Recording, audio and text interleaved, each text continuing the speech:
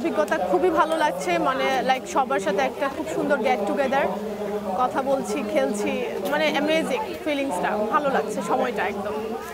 Cricket তো খেলতে এসে এখন বোঝা যাচ্ছে ক্রিকেট খেলাটা অনেক কঠিন, এটাকে কিভাবে ব্যাখ্যাটা দিবেন আমাদেরকে?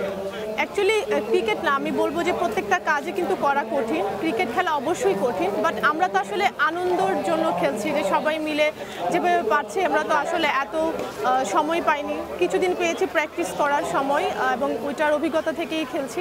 তো সব কিছু মিলিয়ে খুবই ভালো লাগছে। আর কঠিন তো সব কিছুই, বাট এটাকে সহজ করে নিতে হবে।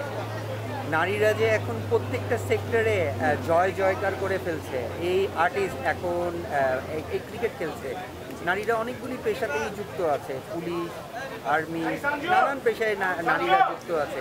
এই নারীদের যে ডেভেলপমেন্টটাকে, এটাকে কিভাবে দেখছেন? অবশ্যই সেটা হচ্ছে এবং আরও হওয়া উচিত, তবেই আমাদের দেশ আরও উন্নতির দিকে যাবে। কারণ আপনি উন্নত দেশগুলোতে দেখেন, নারী এবং পুরুষ উভয়ই কিন্তু মিলিতভাবে কাজ করছে, যার জন্য কিন্তু দেশ এগিয়ে আছে। তো আমাদের দেশও কিন্তু ইনশাল্লাহ আরও ডেভেলপ হবে।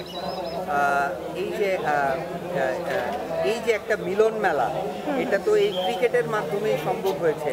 অনেকের সাথে দেখা হচ্ছে, অনেকের সাথে গেট টুগেদারও হচ্ছে, একটু যদি বলতেন।